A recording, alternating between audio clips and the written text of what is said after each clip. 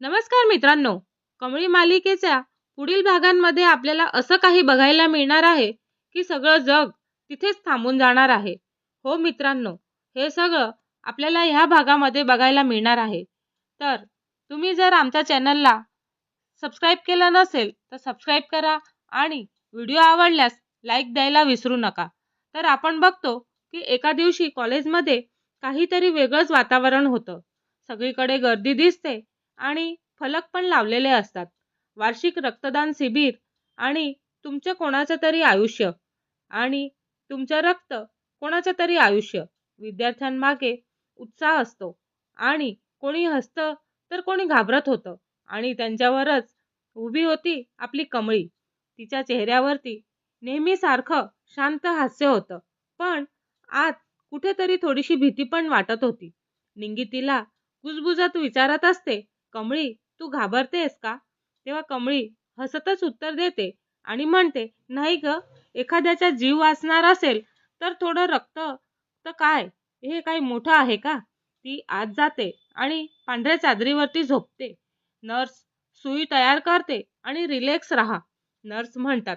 सुई टोचली जाते आणि लाल रक्त हळूहळू पिशवीत साठू लागतं. कमळी डोळे मिटते आणि मनातच देवाचं नाव घेत असते. पण त्याच क्षणी त्या गर्दीतून एक डोळे जे कमळीवरती खिचलेले असतात आणि ते डोळे आहेत आपले कामिनीचे. तिच्या चेहऱ्यावरती ना भीती असते ना अपराधीपण असतं, फक्त जळजळ आणि कट असतो. ती मनामध्ये म्हणत असते, सगळे तुझी काळजी घेतात, आज बघू कोण वाचवतं तुला. कामिनी हौस पुढे सरकते आणि आजूबाजूला पाहत असते. कोणी लक्ष देत नाही याची खात्री करून घेते आणि तिची नजर थेट रक्ताच्या पाईपवरच जाते. क्षणभर ती तिथेच थांबते आणि मग ती पाईपला हलकसं कापून घेते. कोणीही पाहत नाही आणि काही सेकंदातच रक्ताची धार थेट खाली जमिनीवरती पडू लागते. नर्स पण दचकून जाते आणि म्हणते, हे काय? ती जोरात ओरडते आणि म्हणते, ताबडतोब थांबा. पण तोपर्यंत खूपच उशीर झालेला असतो. कमळीचा चेहरा पांढरा फटक पडतो आणि ओठ पण निळे पडतात.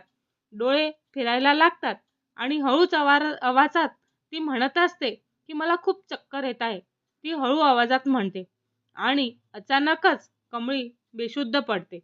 सगळीकडे गोंधळ उडतो आणि डॉक्टरला बोलवा, डॉक्टरला बोलवा असा आवाज येत असतो. तिला लगेच हॉस्पिटलमध्ये घेऊन जातात आणि निंगी पण ओरडत असते, कमळी डोळे उघड, कमळी डोळे उघड. पण कमळी काहीच प्रतिसाद देत नसते आणि याच क्षणी राजनला पण फोन जातो. सर, कमळीची तब्येत खूप खराब आहे, तिचं खूप रक्त वाया गेलेलं आहे. राजनचा श्वास तिथेच अडखडतो आणि म्हणतो, लगेच मी येतो, आत्ताच. हॉस्पिटलमध्ये कमळी स्ट्रेचरवर असते. डॉक्टर धावपळ करत असतात आणि डॉक्टर पण गंभीर आवाजात सांगतात, तिचं खूप रक्त वाया गेलेलं आहे. तत्काळ रक्त न मिळालं तर परिस्थिती हाताबाहेर जाईल. राजन पुढे येतो आणि म्हणतो, माझं रक्त घ्या. डॉक्टर आश्चर्याने पाहतात आणि म्हणतात, तुम्हाला माहिती आहे का तुमचं ब्लड ग्रुप काय आहे? तुम्ही खूप कमकुवत होऊ शकता.